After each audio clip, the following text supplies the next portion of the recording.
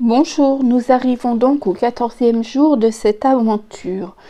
Alors je me suis bien demandé comment j'allais pouvoir tourner une vidéo pour aujourd'hui parce que cela concerne la colorisation des empreintes de tampons. Alors je me suis dit, mince, c'est personnel, chacune fait comme elle veut. Et je pouvais pas rester sans tourner un petit truc. Donc j'ai décidé de vous montrer comment je colorisais avec des feutres aquarelles et des crayons aquarelles pour commencer. Alors je précise bien, les pros de la colorisation ne me tombaient pas dessus, je n'y connais rien du tout, je fais à ma sauce. Donc je n'utilise jamais, enfin très rarement, le feutre à aquarelle comme ça directement. Je mets toujours sur une plaque et je mets de l'eau et j'essaye de passer de la couleur la plus claire à la couleur la plus foncée pour essayer de faire une profondeur. Je ne sais pas si j'ai juste, mais enfin c'est comme ça que je procède. Ensuite, ben voilà, j'essaye de faire un fondu. Un dégradé du moins, pour l'instant c'est un dégradé. Et ensuite j'essaie d'apporter des petites couches un peu plus foncées pour faire toujours un dégradé. Voilà, il n'y a même pas de fondu là en fait. Voilà, donc que ce soit les feutres, je les frotte sur la plaque, sur une plaque en plastique là, et je rajoute de l'eau. Voilà, et petit à petit je fonce pour donner de la profondeur. Alors là je passe vite parce que bien sûr j'ai un nuancier et bien sûr je m'en suis pas servi. Sinon j'aurais su de suite quelle couleur me plaisait pour associer à celle-ci. Au jaune du moins.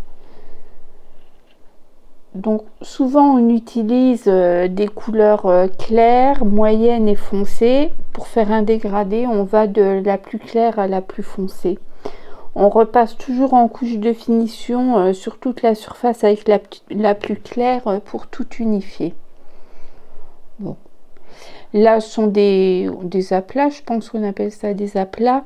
Et c'est vraiment des petits motifs. Pour moi, il n'y a pas réellement d'importance à ce que ce soit hyper bien fait.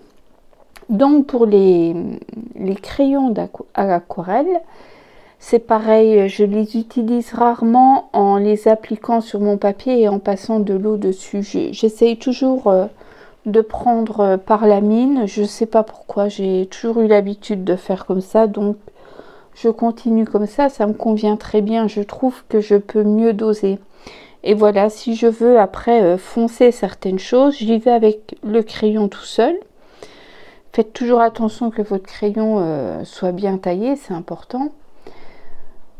Donc voilà, je prononce comme ça les petits détails que je veux prononcer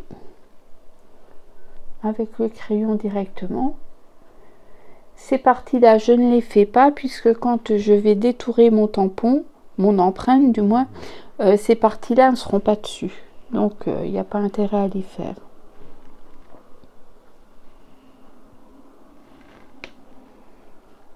Bon, je pense pas vous apprendre grand-chose, mais c'était histoire de faire quand même, de tourner quand même un peu quelque chose aujourd'hui. Alors, sur le côté gauche, j'ai donc fait à l'aquarelle. Et sur le côté droit, aujourd'hui, je vais faire avec des feutres à alcool. Bon, c'est pareil, je cherche des couleurs alors que j'ai un nuancier. Et là, je pratique de la même manière. J'essaye d'aller du plus clair à la plus foncée. Là, c'est du plus foncé. Et je vais revenir avec du clair par-dessus. La différence avec les feutres à alcool, c'est qu'il faudra attendre quand même quelques minutes pour avoir le rendu réel, parce qu'il faut le temps que ça sèche. L'aquarelle, c'est pareil, mais l'effet ne bougera pas beaucoup, ça sera juste un petit peu moins pétant. Mais les feutres à alcool, vous verrez, ça, enfin moi je trouve ça change vraiment beaucoup. Donc clair, plus foncé, et ensuite avec le clair je reviens sur le foncé pour fondre les deux teintes.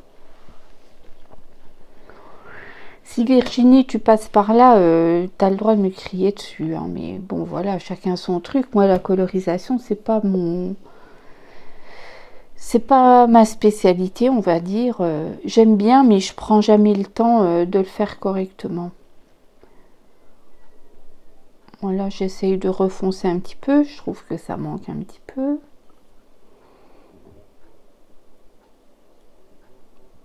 Voilà, donc là, on a un résultat, mais ce n'est pas sec. Pour la deuxième, voilà, là, je commence la deuxième aile et on voit que la partie de gauche est sèche. Et donc, on ne voit plus les différences de couleur. Elles sont bien fondues. C'était pour essayer de vous montrer la différence entre... voilà, là, on voit bien entre droite pas sec et gauche sec. C'est peut-être même plus parlant comme ça.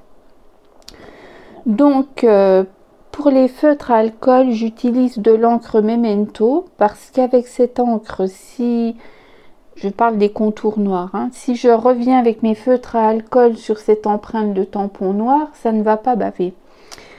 Contrairement au motif de gauche qui a été tamponné avec de l'encre Versafine, si je viens avec mon eau sur l'encre Versafine, ça ne va pas baver non plus. Je crois que ça, c'est très important de le savoir et de l'appliquer. Et de toute manière, si on ne l'applique pas, eh bien, on s'en rendra compte bien assez vite. Quand on verra que ça bave, on se dira « Ah zut, eh ben, il faut recommencer parce que c'est moche. »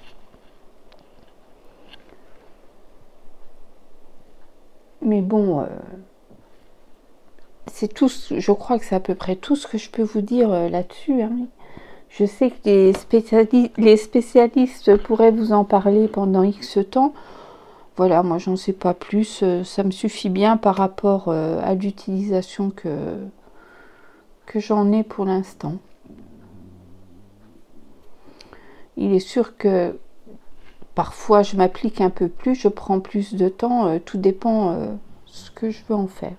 Là, ça n'a pas besoin d'être au carré. Pourvu qu'on ne voit pas des grosses traces de crayon, des grosses traces de pinceau.